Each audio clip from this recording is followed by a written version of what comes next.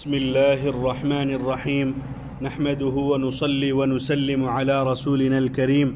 أما بعد رب اشرح لي صدري ويسر لي أمري واحلل عقدة من لساني يفقه قولي رب اشرح لي صدري ويسر لي أمري واحلل عقدة من لساني يفقه قولي رب يسر ولا تعسر وتمم بالخير وبك نستعين يا فتاح رب زدنی علما رب زدنی علما۔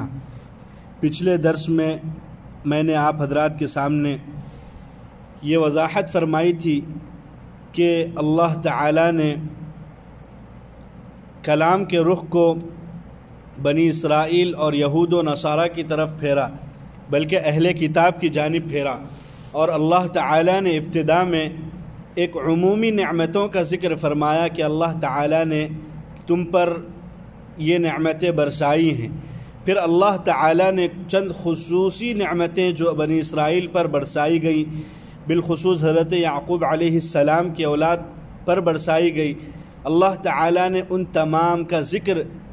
خصوصی طور پر ایک ایک کر کے گنوایا، تاکہ ان نعمتوں کو یاد دلانے کے بعد وہ اللہ تعالیٰ کی طرف متوجہ ہوں اور اللہ کے نبی صلی اللہ علیہ وسلم کی اتباع کریں، اور اللہ کے نبی صلی اللہ علیہ وسلم پر ایمان لائے، اور دوسرے لوگ جو نصارہ جو شام میں آباد تھے اور اسی طرح مشرکین مکہ جو مکہ میں رہتے اور آباد تھے، ان کے لیے راستہ ہموار ہو سکے اور ان کے لیے وہ لوگ پہلے پہل کرنے والے بن جائیں اور ان کے لیے راستہ آسان ہو جائے۔ تو اللہ تعالیٰ نے مختلف چیزوں کو ذکر فرمایا۔ اللہ تعالیٰ نے موسیٰ علیہ السلام پر جو ان کے نبی تھے، اللہ تعالیٰ نے ان کو بھی اپنا کلیم بنایا، اور اسی طرح اللہ تعالیٰ نے ان کو تورات عطا فرمائی، اور اسی طرح اللہ تعالیٰ نے سب سے اہم چیز اللہ تعالیٰ نے یہ ان پر برسائی اور یہ کیے اللہ تعالیٰ نے کہ اللہ تعالیٰ نے انہیں تمام امتوں میں سب سے افضل امت قرار دیا۔ یا بنی اسرائیل اذکروا نعمتی التی انعمت علیکم وانی فضلتکم علی العالمین، کہ تم سب سے فضیلت والی امت ہو۔ تفصیل اللہ تعالیٰ جہاں سے ذکر کرنا شروع کرے ہیں، اللہ تعالیٰ نے سب سے پہلے وہاں تفضیل یعنی فضیلت کو ذکر فرمایا، اور فضیلت ہی یہ بہت بڑی نعمت ہے کہ اللہ تعالیٰ پچھلی امتوں میں سب سے زیادہ فضیلت رکھنے والی قوم بنی اسرائیل کو قرار دیا، تو یہ ان کے لیے شرف ہے، اور یہ شرف کا نتیجہ یہ ہونا چاہیے کہ وہ فوراً اللہ اور اس کے رسول صلی اللہ علیہ وسلم کی اتباع کرے۔ اور اللہ کے رسول صلی اللہ علیہ وسلم کی اتباع کوئی ایسا نہیں تھا کہ جو ان کو معلوم نہیں اور جس سے وہ ناواقف ہوں، بلکہ ان سے واقف ہیں۔ آپ صلی اللہ علیہ وسلم کی ایک ایک صفات سے اور آپ صلی اللہ علیہ وسلم کی ایک ایک شمائل سے اور ایک ایک فضیلت سے وہ واقف ہیں، اور شکل و صورت کو بھی آپ صلی اللہ علیہ وسلم کی بیان کیا گیا ہے۔ تو ان تمام چیزوں کو، ان تمام علامات کو دیکھ کر سب سے پہلے تو یہ ہونا چاہیے کہ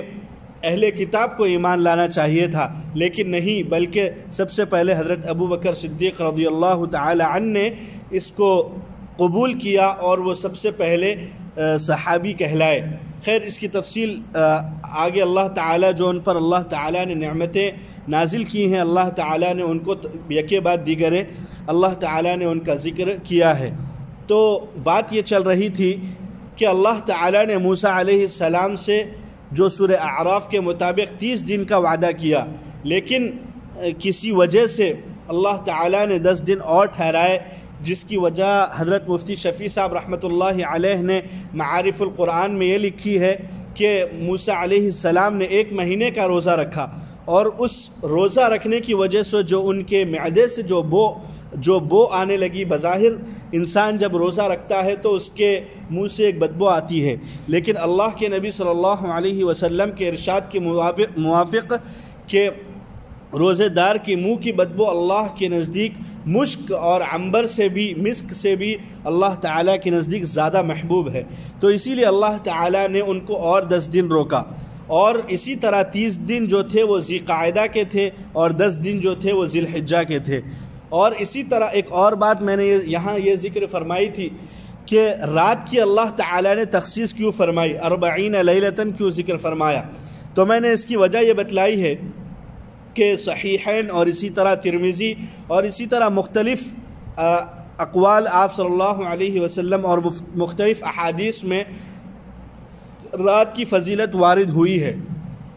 جیسے کہ اللہ تعالیٰ نے بھی خود قرآن میں رات کی فضیلت کو ذکر فرمایا ہے، سورہ مزمل کی آیت ان ناشئۃ اللیل، اور اسی طرح سورہ اسراء کی آیت ومن اللیل فتہجد بھی، اور اسی طرح سورہ مزمل کا ابتدائی آیات یا ایھا المزمل قم اللیل الا قلیلا۔ تو یہ تمام آیتیں، اور اسی طرح میں نے حضرت عمرو بن عبسہ رضی اللہ عنہ کی ایک روایت آپ کو سنائی کہ اللہ تعالیٰ کے نبی صلی اللہ علیہ وسلم نے فرمایا کہ بندہ سب سے زیادہ قریب رات میں اللہ تعالیٰ کے قریب وہ رات میں ہوتا ہے، اگر تم یہ چاہو، اگر تمہارے پاس استطاعت ہو تو تم ان لوگوں میں شامل ہو جاؤ۔ امام ترمذی رحمۃ اللہ علیہ نے اس کو روایت کیا ہے، اور امام ابن خزیمہ نے اپنی صحیح ابن خزیمہ میں اس کو روایت کیا ہے۔ تو ان تمام احادیث سے یہی ثابت ہوتا ہے کہ رات کی بہت زیادہ فضیلت اللہ کے نزدیک بہت زیادہ فضیلت کی چیز رات ہے، اور رات کی عبادت میں چونکہ مشقت زیادہ ہوتی ہے اور نفس کو کچلا جاتا ہے، جیسے کہ سورہ مزمل کی اس آیت میں اللہ تعالیٰ نے خود ہی ارشاد فرمایا کہ ان ناشئۃ اللیل ہی اشد وطئا واقوم قیلا، کہ نفس کو پامال کرنے اور اسی طرح بات کے سیدھا نکلنے میں رات کی عبادت بہت مؤثر ہوتی ہے، اور رات کی اللہ تعالیٰ کے نزدیک ایک خاص فضیلت جو اللہ تعالیٰ نے مختلف آیات میں ذکر فرمائی، اسی وجہ سے اللہ تعالیٰ نے موسیٰ علیہ السلام سے رات میں عبادت کا ذکر فرمایا اور 40 راتوں کا ذکر فرمایا۔ اور اسی طرح عرب کا ایک طریقہ تھا کہ جب سفر کرتے تو رات کے وقت چلتے، کیونکہ رات کے وقت چلنے میں انسان کو تھکاوٹ زیادہ محسوس نہیں ہوتی، اور بمقابلے دن کے، کیونکہ دن میں بہت سے امور لاحق ہوتے ہیں اور اسی طرح گرمی اور مختلف چیزیں ہوتی ہے، جس کی وجہ سے سفر میں تھوڑی دقت اور مشقت پیدا ہو جاتی ہے۔ اسی وجہ سے اللہ تعالیٰ نے یہاں رات کا ذکر فرمایا ہے، اور بہت ساری فضیلتیں وارد ہوئی ہیں۔ اللہ تعالیٰ ہم کو رات کے چند پہلو اللہ تعالیٰ آپ کے سامنے گزارنے اور آپ سے باتیں کرنے کی توفیق عطا فرمائے، اور ہمیں ان لوگوں میں شامل فرمائے جو رات میں اٹھ کر آپ کے سامنے عبادت کرتے ہیں، اور اسی طرح آپ کے سامنے آپ سے باتیں کرتے۔ اللہ تعالیٰ ہمیں ان لوگوں میں شامل فرمائے۔ یہ تو رہا رات کے متعلق کچھ تفصیل۔ پھر آگے میں نے اور ایک بات یہ ہے کہ اس میں اللہ تعالیٰ نے 40 کے عدد کو کیوں خاص فرمایا؟ حالانکہ ہو سکتا یہ تھا کہ اللہ تعالیٰ تو 30 دن کا وعدہ فرمائے، لیکن 40 کا عدد اللہ تعالیٰ نے کیوں مکمل کروایا؟ اس کے متعلق ایک حدیث ترغیب و ترہیب کے حوالے سے میں آپ کے سامنے پیش کرنا چاہتا ہوں، وہ یہ کہ حضرت ابن عباس رضی اللہ عنہ سے مروی ہے کہ ان رسول اللہ صلی اللہ علیہ وسلم قال من اخلص للہ 40 یوما ظہرت ینابیع الحکمت من قلبہ علی لسانہ ذکرہ رزین العبدری۔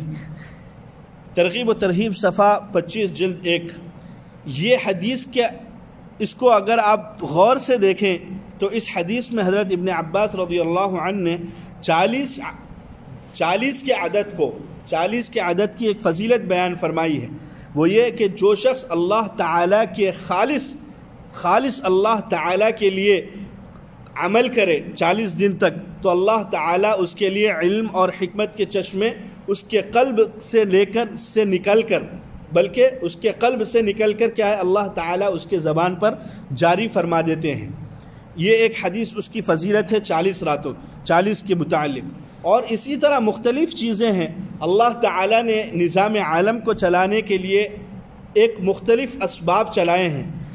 جیسے کہ انسان کا دنیا میں آنا، اس کے لیے ماں باپ کا ملنا ضروری ہے، اور اسی طرح انسان جب رزق حاصل کرتا ہے، جب اس کو انسان جد و جہد کرتا ہے اور محنت اور مشقت اٹھاتا ہے، اس کے بعد اللہ تعالیٰ اس کو رزق دیتے ہیں۔ حالانکہ اللہ تعالیٰ تو اسباب کے محتاج نہیں ہے، لیکن اللہ تعالیٰ نے دنیا کو اسباب کے ساتھ جوڑا ہے۔ لیکن ہمارا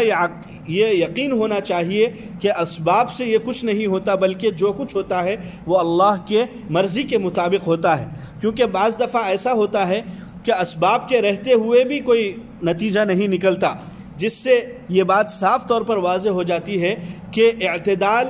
پر رہنا چاہیے، اتنا حد سے بھی نہیں بڑھنا چاہیے کہ اسباب کو چھوڑ دیا جائے، اور اتنا آگے بھی نہیں بڑھنا چاہیے کہ اسباب پر ہی بھروسہ رکھا جائے، بلکہ اعتدال اور درمیانی راستے ایکول بیلنس ہونا چاہیے کہ جس سے اللہ تعالیٰ پر یقین بھی ہو، اور اسی طرح اللہ تعالیٰ کے حکم اور اسی طرح آپ صلی اللہ علیہ وسلم کے منشا کے موافق کے اسباب کے راستے بھی اختیار کرنا چاہیے۔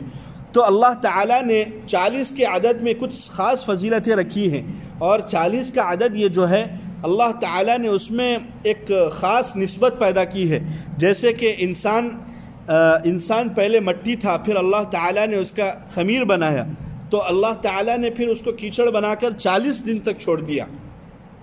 اور اسی طرح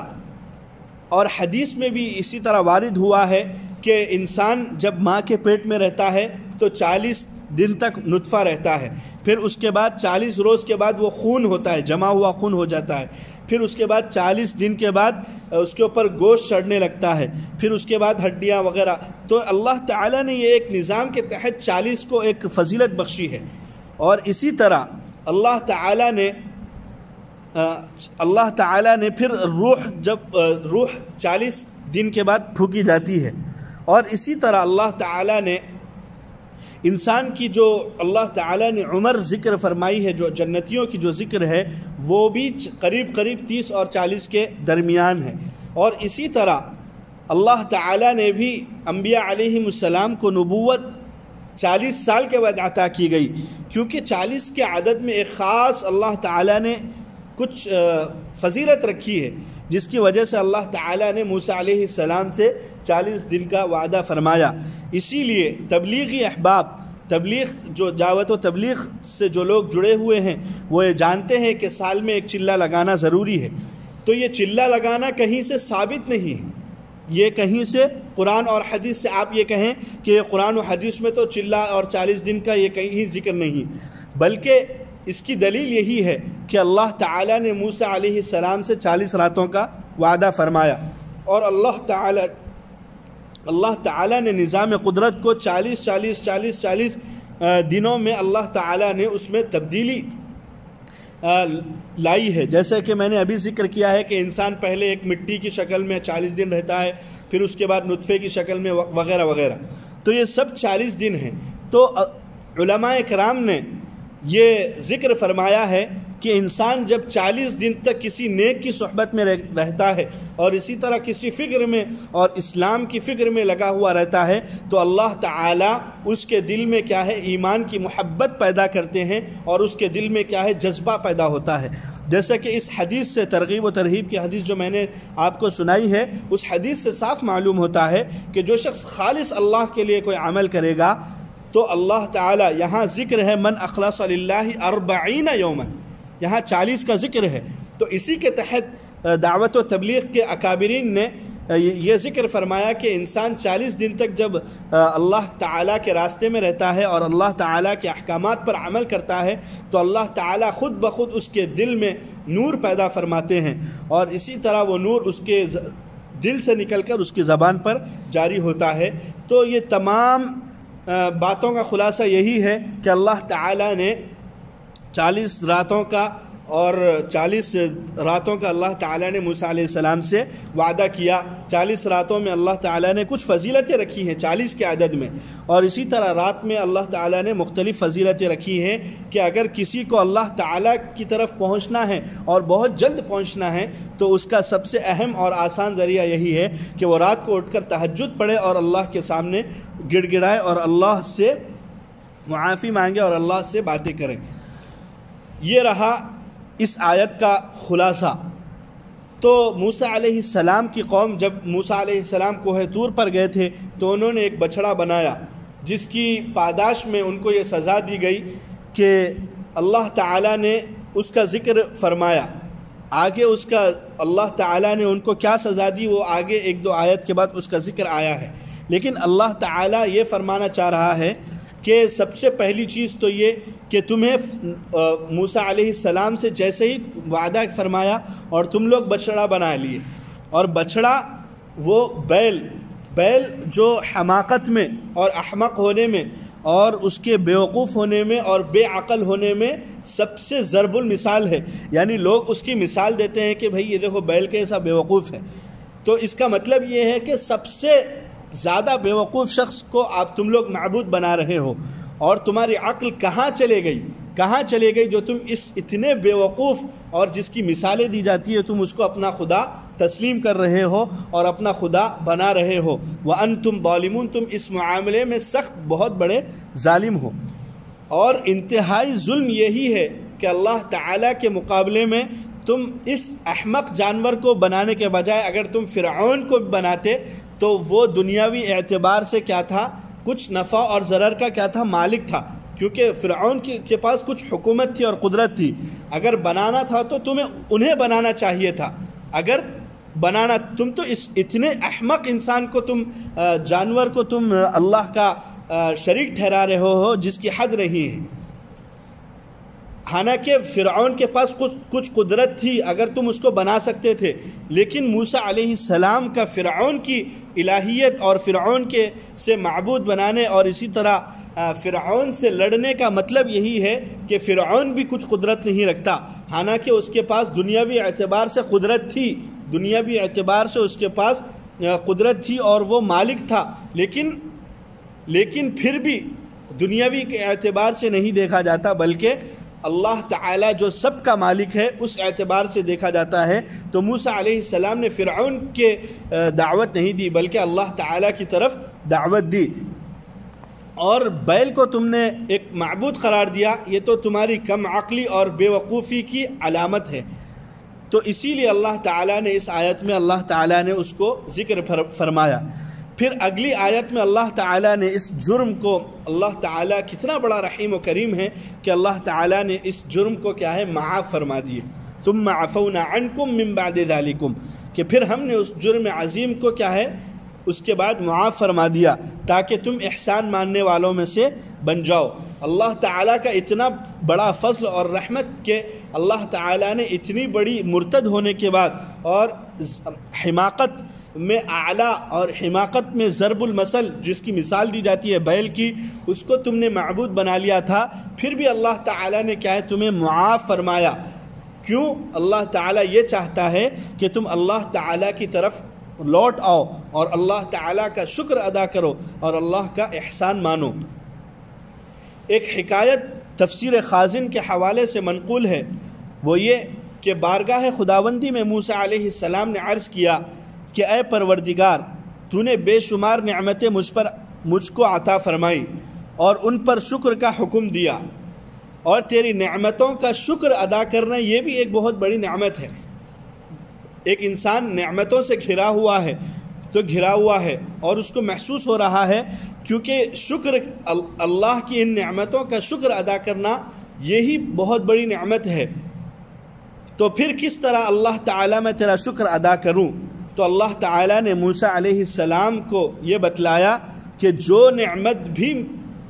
ہے، یعنی بندے کا یہ سمجھنا کہ جو نعمت بھی ہے وہ میرے ہی طرف سے ہے، بس یہی اس کے لیے کافی ہے. واہ اللہ، کیا رحیم و کریم ہے میرا مولا کہ اللہ تعالیٰ کا شکر ادا کرنا، نعمتوں پر شکر ادا کرنا یہی بہت بڑی نعمت ہے. لیکن اگر کسی شخص کو یہ توفیق ہو جائے اور اس کو یہ نصیب ہو جائے کہ وہ یہ سمجھ رہا ہے کہ یہ میری جو نعمتیں ہیں وہ اللہ کی طرف سے ہیں، یہی اس بندے کے لیے اللہ تعالیٰ کی طرف سے کافی ہے. تو یہ رہا ان آیت کا خلاصہ. اب آگے آیات کا ترجمہ سن لیجئے. بسم اللہ الرحمن الرحیم. وَإِذْ آتَيْنَا مُوسَى الْكِتَابَ وَالْفُرْقَانَ لَعَلَّكُمْ تَهْتَدُونَ.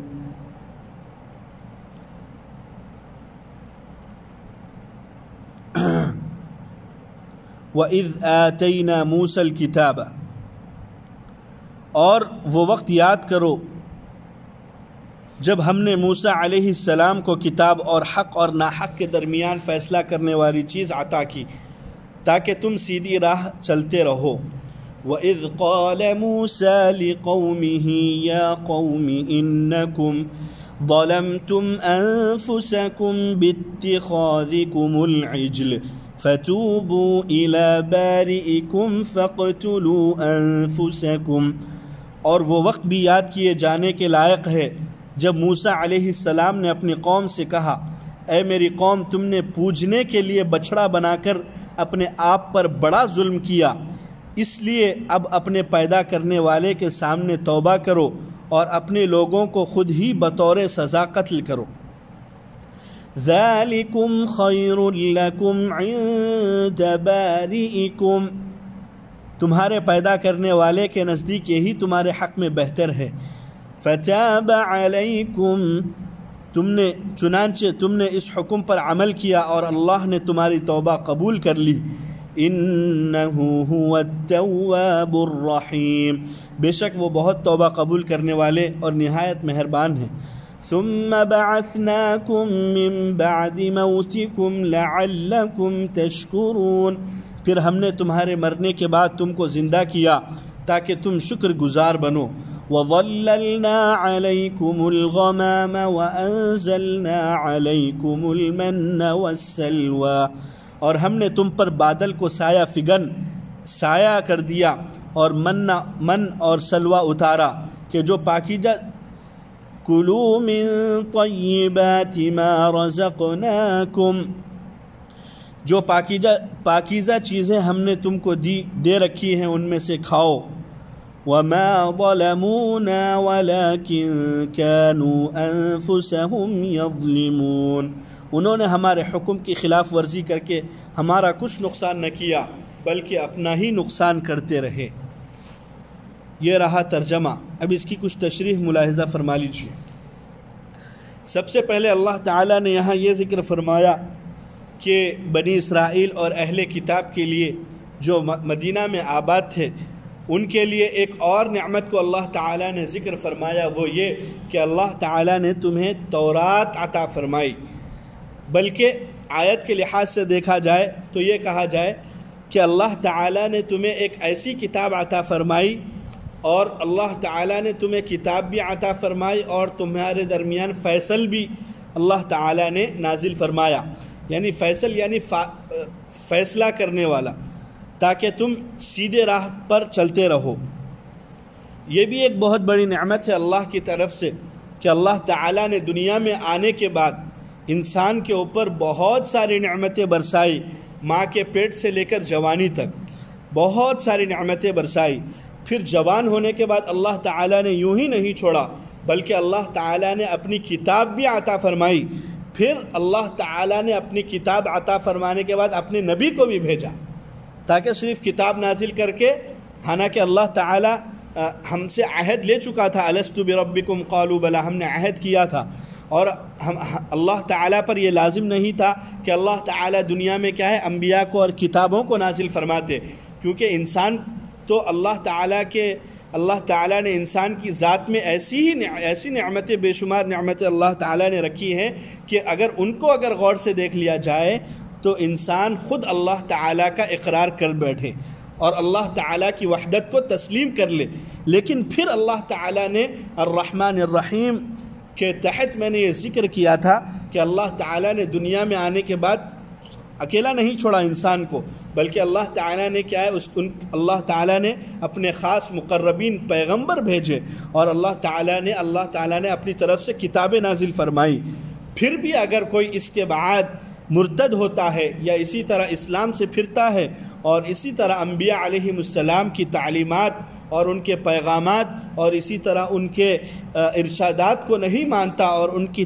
تعمیل اور ان پر عمل نہیں کرتا تو پھر اس کے لیے تو ایک ہی سزا ہے، وہ ہے جہنم۔ تو اللہ تعالیٰ نے یہاں یہ فرمایا کہ ہم نے موسیٰ علیہ السلام کو کتاب بھی عطا فرمائی اور فیصلہ کرنے والی چیز بھی عطا فرمائی۔ علامہ زمخشری رحمۃ اللہ علیہ کے نزدیک الکتاب اور الفرقان دونوں سے یہاں تورات ہی مراد ہے،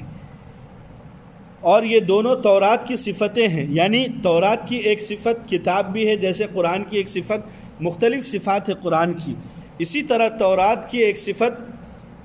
کیا ہے، کتاب ہے، اور ایک صفت فرقان ہے۔ لیکن اکثر مفسرین اور بعض مفسرین اور اسی طرح اکثر مفسرین کا یہی رجحان ہے کہ یہاں الکتاب سے تورات مراد ہے اور الفرقان سے حضرت موسیٰ علیہ السلام کے معجزات مراد ہے. اور حضرت موسیٰ علیہ السلام کے معجزات حق اور باطل کے درمیان فرق کو واضح کرنے کے لیے نمایاں ہیں. فرق کو واضح کرنے کے لیے کیا ہے؟ بالکل نمایاں ہوتے ہیں، کیونکہ اللہ تعالیٰ نے موسیٰ علیہ السلام کو عصا عطا فرمایا اور اللہ تعالیٰ نے حکم دیا کہ سمندر پر مارو، اس کے ذریعے 12 راستے بن گئے، جس سے ایک انسان یہ سمجھ سکتا ہے کہ موسیٰ علیہ السلام پیغمبر برحق ہیں، تو ان کی اتباع کرنا چاہیے اس معجزے کو دیکھ کر. اور بھی مختلف چیزیں ہیں، ید بیضاء جس کو کہا جاتا ہے کہ اپنے دامن میں ہاتھ ڈالے تو چمکدار ہاتھ نکلے. مختلف چیزیں ہیں جو اللہ تعالیٰ نے موسیٰ علیہ السلام کو معجزے کے طور پر عطا فرمائے. پھر اللہ تعالیٰ نے اس آیت کے بعد وَإِذْ قَالَ مُوسَىٰ لِقَوْمِهِ يَا قَوْمِ إِنَّكُمْ ظَلَمْتُمْ أَنفُسَكُمْ بِاتِّخَاذِكُمُ الْعِجْلِ، اللہ تعالیٰ نے جو انہوں نے گوشالہ بنایا تھا اور جو بچڑا بنایا تھا اور جس کی وہ لوگ پوجا کرتے تھے، ان کا عقیدہ یہ بن گیا تھا کہ اللہ موسیٰ علیہ السلام تو کوہ طور پر اللہ کو ڈھونڈ رہے ہیں، اللہ تو یہاں اس بچڑے میں مل گیا، اللہ تعالیٰ اس بچڑے میں آ گیا. جیسے کہ آج کل ہمارے ہندوؤں کا عقیدہ ہے کہ وہ یہ سمجھتے ہیں کہ اللہ تعالیٰ کیا ہے، کوئی جسم میں حلول کر سکتا ہے، یعنی کوئی جسم میں مل سکتا ہے. ویسے ہی سامری نے ایک یہی چیز بنی اسرائیل کے سامنے رکھی، تو بعض لوگ وہ تھے جو حضرت موسیٰ علیہ السلام جس کو خلیفہ بنا کر گئے حضرت ہارون علیہ السلام کو، ان کے ماننے والے تھے، اور وہ لوگ سامری کی اس بات سے اور اسی طرح بچڑے کی عبادت سے وہ لوگ کیا ہے روکتے تھے. دوسرے وہ لوگ تھے جو بالکل خاموش تھے، نہ حضرت موسیٰ نہ حضرت ہارون علیہ السلام کے حق میں تھے، اور نہ اسی طرح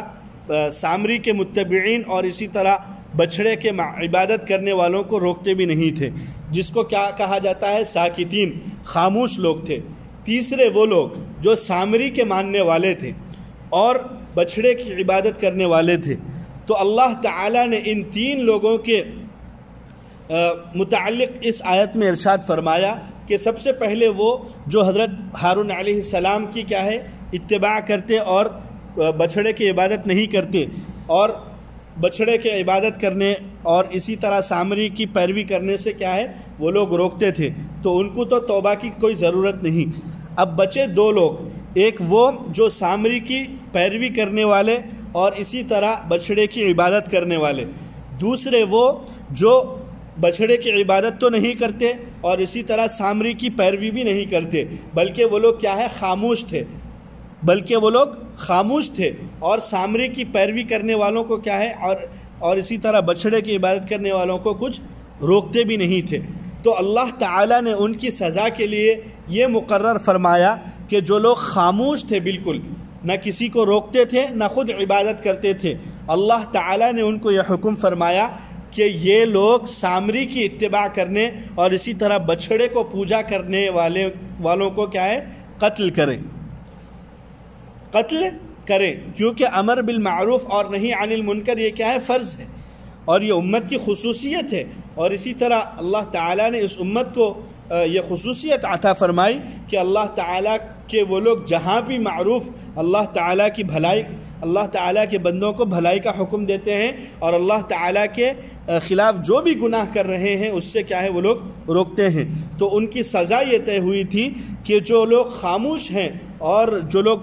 بچڑے کی عبادت سے روکتے نہیں تھے، وہ لوگ اپنے دوستوں کو اور اسی طرح اپنے اقارب کو اور اپنے رشتہ داروں کو جو لوگ بچڑے کی عبادت میں ملوث ہو گئے تھے، وہ ان کو خنجر لے کر قتل کریں. میں نے یہاں ایک لفظ بڑھایا ہے خنجر لے کر.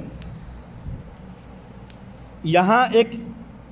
ایک اشکال ہو سکتا ہے اس آیت کے تحت کہ اللہ تعالیٰ نے فرمایا کہ فَقْتُلُوا أَنفُسَكُمْ کہ تم اپنی جانوں کو مارو. اس میں اس بات کی طرف اشارہ ہو سکتا ہے کہ یہاں انسان اپنے آپ کو مار لے. تو اس جواب کے تحت میں نے یہ ذکر فرمایا کہ خنجر سے مارو، اور اس کو روایت کیا ہے، یہ جو خنجر کا لفظ ہے یہ منقول ہے حضرت علی اور اسی طرح حضرت عبداللہ بن عباس اور حسن بصری اور سعید بن جبیر اور مجاہد اور حضرت قتادہ اور حضرت ابو العالیہ رحمہم اللہ رضوان اللہ علیہم اجمعین۔ یہ لوگ فرماتے ہیں کہ یہاں اپنے آپ کو مارنے سے مراد یہ ہے کہ اپنی جانوں کو خود ہلاک نہ کرو، بلکہ اللہ تعالیٰ نے یہ فرمایا ہے کہ جو لوگ خاموش تھے اور جو لوگ گوسالے کی عبادت نہیں کر رہے تھے ان کو چاہیے کہ وہ لوگ کیا ہے اپنے رشتہ داروں کو کیا ہے مارے۔ جو لوگ پیروی کر رہے تھے اور جو لوگ بچڑے کی عبادت کر رہے تھے ان کو خنجر لے کر مارے۔ تو چنانچہ اللہ تعالیٰ نے موسیٰ علیہ السلام کو یہ حکم دیا اور موسیٰ علیہ السلام نے بنی اسرائیل کے سامنے اس حکم کو رکھا، تو بنی اسرائیل اس حکم کو فوراً وہ لوگ تسلیم کر لیے اور انہوں نے کہا کہ بے شک ہم نے جرم کیا ہے اور ہماری سزا یہی ہے کہ ہم اللہ تعالیٰ کے حکم کے آگے سر جھکائیں، اور اللہ تعالیٰ نے جس طرح بھی حکم دیا ہے اس طرح ہم کیا ہے ہماری توبہ قبول کر لیا جائے، اور ہم سر تسلیم خم کرتے ہیں اور ہم اس حکم کو مانتے ہیں۔ چنانچہ ایسے ہی ہوا، چنانچہ سب لوگوں کو کیا ہے ایک میدان میں جمع کر دیا گیا، تو جو ساکتین جو چپ رہنے والے تھے انہوں نے بچڑے کی عبادت کرنے والوں کو مار دیا، اور اللہ تعالیٰ نے ان کی توبہ کو بھی قبول فرما لیا۔ اور اللہ تعالیٰ یہاں ذکر فرما رہا ہے کہ فتاب علیکم، اللہ تعالیٰ کیا ہے وہ لوگ بنی اسرائیل جو لوگ مرتد ہوئے تھے انہوں نے اپنے صدق دل سے توبہ کی، اللہ تعالیٰ نے بھی ان کی توبہ کو کیا ہے قبول فرما لیا۔ فتاب علیکم انہ هو التواب الرحیم، بے شک وہ بہت بڑا توبہ قبول کرنے والا اور رحم کرنے والا ہے۔ حضرت علی رضی اللہ عنہ سے منقول ہے کہ جو لوگ قتل کیے گئے تھے ان کی تعداد 70,000 تھی، 70,000 تھی، اور اسی طرح جب یہ تمام آدمی جو قتل کیے گئے تھے ان تمام کے قتل ہو جانے کے بعد حضرت موسیٰ اور حضرت ہارون علیہم السلام نے اللہ تعالیٰ کے سامنے بڑی عاجزی کے ساتھ، بڑے تضرع اور ابتحال اور اپنے آپ کو عجز و ندامت کے ساتھ اللہ کے سامنے پیش فرما کر اللہ تعالیٰ سے معافی مانگی۔ اللہ تعالیٰ نے کیا ہے ان کی معافی کو قبول فرمایا، اور جو لوگ اللہ تعالیٰ کے راستے میں قتل کیے گئے ان کو شہادت کا درجہ مل گیا، اور جو لوگ خاموش رہنے والے تھے ان کی اللہ تعالیٰ نے توبہ اس طرح معاف فرمائی کہ انہوں نے اپنے عزیز و اقارب کو کیا ہے اپنے ہاتھوں سے ہی قتل کیا۔ یہاں ایک اور نکتہ امام راضی رحمۃ اللہ علیہ بیان فرماتے ہیں، وہ یہ کہ ہماری شریعت میں جس طرح جان بوجھ کر قتل کرنے والے کی سزا یہ ہے کہ اس کو ورثاء کے حوالے کر دیا جائے، یعنی جس کو قتل کیا گیا ان کے رشتہ داروں کے حوالے کر دیا جائے، چاہے وہ رشتہ دار اس کو معاف کر دے، چاہے ان کے رشتہ دار اس کو قتل کر دے، چاہے ان کے ساتھ جو معاملہ کرے، تو جو معاملہ کرنا ہے۔ اسی طرح موسیٰ علیہ السلام کی شریعت میں توبہ کی تکمیل کا طریقہ یہی تھا کہ وہ اپنے آپ کو ایک دوسرے کو قتل کرے، جیسا کہ ہماری شریعت میں ہے۔ چنانچہ اللہ تعالیٰ نے اس تمام واقعے کو ذکر فرمایا اس آیت میں، اور اللہ تعالیٰ نے ان کی اس توبہ کو قبول فرمایا، اور بے شک اللہ تعالیٰ کیا ہے بڑا توبہ قبول کرنے والا ہے۔ اور اللہ تعالیٰ نے ان کو یہ سزا کیوں دی؟ اللہ تعالیٰ نے یہ سزا ان کو اس وجہ سے دی کہ حالانکہ فرعون کو اس سے زیادہ سزا کا وہ مستحق تھا، لیکن اس کا جواب یہ ہے کہ فرعون شروع سے ہی کافر تھا، اس نے بیچ میں انکار نہیں کیا بلکہ بیچ میں ایمان لا کر پھر مرتد نہیں ہوا، بلکہ وہ شروع سے کافر تھا اور کفر کی حالت میں ہی اس کا وہ مر گیا۔ لیکن یہ لوگ جو بنی اسرائیل تھے انہوں نے اللہ تعالیٰ کی بے شمار نعمتوں کو اور حضرت موسیٰ علیہ السلام کے بے شمار معجزات کو اپنی آنکھوں سے دیکھا، پھر بھی وہ لوگ کیا ہے ایک بچڑے کی عبادت میں ملوث ہو گئے اور ایک بچڑے کو اپنا معبود بنا لیا. اور مرتد کی سزا بہت ہی اس شریعت میں خطرناک ہے. شریعت محمدیہ میں مرتد کی سزا قتل کے سوا کوئی نہیں ہے، کیونکہ دین الہی کی بے حرمتی کرنا اور اسی طرح اس کا استہزاء اور اس کا تمسخر اور اس کے ساتھ مذاق کرنا یہ برداشت نہیں ہے. اسی لیے اللہ تعالیٰ نے ان کی یہ سزا ذکر فرمائی ہے. پھر آگے اللہ تعالیٰ نے ایک واقعے کو ذکر فرمایا، وہ یہ کہ اس واقعے کے قتل کے بعد، اس واقعے کو ذکر کرنے کے بعد اللہ تعالیٰ نے موسیٰ علیہ السلام کے اجازت سے اللہ تعالیٰ نے موسیٰ علیہ السلام نے اللہ تعالیٰ سے اجازت لی کہ اللہ تعالیٰ 70 آدمیوں کو کوہ طور پر وہ آپ کی عبادت کرنا چاہتے ہیں اور اسی طرح آپ کا کلام سننا چاہتے ہیں. تو اللہ تعالیٰ نے موسیٰ علیہ السلام کو اجازت دی. تو موسیٰ علیہ السلام نے 70 آدمیوں کو جو قوم کے سردار تھے ان کو منتخب فرمایا اور سب نے روزہ رکھا اور غسل کیا اور عمدہ کپڑے پہنے اور کوہ طور پر پہنچے. اس کے بعد حضرت موسیٰ علیہ السلام سے درخواست کی کہ ہم اللہ تعالیٰ کا کلام سننا چاہتے ہیں. تو اللہ تعالیٰ نے اپنا کلام سنایا اور اللہ تعالیٰ نے اپنا کلام سنا کر اللہ تعالیٰ نے ان کی خواہش کو پورا فرمایا. پھر حضرت موسیٰ علیہ السلام سے وہ کہنے لگے کہ ہم اللہ پر ایمان نہیں لاتے. وَإِذْ قُلْتُمْ يَا مُوسَىٰ لَن نُؤْمِنَ، نہیں اللہ پر نہیں بلکہ ہم تم پر ایمان نہیں لاتے یہاں تک کہ ہم اللہ تعالیٰ کو علی الاعلان دیکھ لیں. اللہ تعالیٰ کو ہم اپنی آنکھوں کے سامنے دیکھ لیں تب ہم ایمان لائیں گے، ورنہ نہیں. ہو سکتا ہے یہ کسی اور کی آواز ہو. تو اس گستاخی کو اگلی آیت میں ذکر فرمایا. وَإِذْ قُلْتُمْ یا، سب سے پہلے ترجمہ اس کا ملاحظہ فرما لیجئے. وَإِذْ قُلْتُمْ يَا مُوسَىٰ لَن نُؤْمِنَ لَكَ حَتَّىٰ نَرَى اللَّهَ جَهْرَةً حتى نرى الله جهرة فأخذتهم الصاعقة. نہیں یہ غلط ہو گیا مجھ سے. اللہ تعالیٰ نے سب سے پہلے موسیٰ علیہ السلام کے جو بنی اسرائیل جو ان کی قوم تھی، اللہ تعالیٰ نے ان کی توبہ کو قبول فرمایا. فتاب علیکم انہ هو التواب الرحیم. اس کے بعد اللہ تعالیٰ نے اس آیت میں وہی ذکر کیا جو میں نے واقعہ آپ کے سامنے پیش کیا تھا کہ اللہ تعالیٰ سے انہوں نے کیا کیا، اللہ تعالیٰ سے انہوں نے مطالبہ کیا کہ ہم اللہ کا پہلے کلام سننا چاہتے ہیں. جب اللہ تعالیٰ نے اپنا کلام سنایا تو پھر وہ لوگ یہ کہہ دیے موسیٰ علیہ السلام کو کہ ہم آپ پر ایمان نہیں لائیں گے یہاں تک کہ ہم اللہ کو کیا ہے سامنے دیکھ لیں.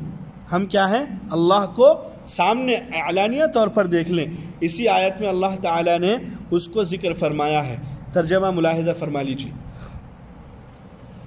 وَإِذْ قُلْتُمْ يَا مُوسَىٰ لَن نُؤْمِنَ لَكَ حَتَّىٰ نَرَى اللَّهَ جَهْرَةً. اور وہ وقت بھی یاد کرو جب تم نے کہا اے موسیٰ ہم آپ کی بات کا یقین نہیں کریں گے جب تک ہم اللہ تعالیٰ کو علانیہ طور پر دیکھ نہ لیں. فَأَخَذَتْكُمُ الصَّاعِقَةُ وَأَنْتُمْ تَنظُرُونَ. چنانچہ بجلی کی کڑک نے تم کو آ پکڑا اور تم یہ منظر دیکھ رہے تھے. ثُمَّ بَعَثْنَاكُمْ مِنْ بَعْدِ مَوْتِكُمْ لَعَلَّكُمْ تَشْكُرُونَ. پھر ہم نے تمہارے مرنے کے بعد تم کو زندہ کیا تاکہ تم شکر گزار بنو. یہ رہا اس کا ترجمہ. اب اس کی تشریح ملاحظہ فرما لیجیے. اول یہ کہ حضرت موسیٰ علیہ السلام کو انہوں نے گستاخی کے طور پر یہ کہا کہ اے موسیٰ، نام لے کر اللہ کے نبی علیہ السلام کا یہاں ذکر فرمایا. دوسری گستاخی انہوں نے یہ کی کہ انہوں نے اللہ کے نبی علیہ السلام پر اپنے اعتماد اور بھروسہ ہونے کو کیا ہے اپنے بے اعتمادی کا ثبوت دیا. یعنی انہوں نے یہ کہا کہ ہم آپ پر اعتماد نہیں کرتے، اور اللہ کے نبیوں پر اعتماد نہیں کرنا یہ بہت بڑی شقاوت کی علامت ہے. اور تیسرا یہ کہ بالکل اللہ تعالیٰ کے سامنے علانیہ طور پر یہ کہنا کہ جب تک ہم اللہ کو دیکھ نہ لیں اللہ کو دیکھ نہ لے ہم آپ کی بات نہیں مانیں گے۔ ہاں اگر ادب کے ساتھ یہ کہتے تھے، اگر یہ ادب کے ساتھ کہتے کہ ہم موسیٰ علیہ السلام ہم اللہ کے دیدار کے مشتاق ہیں اور اللہ کے دیدار کے ہم کیا ہیں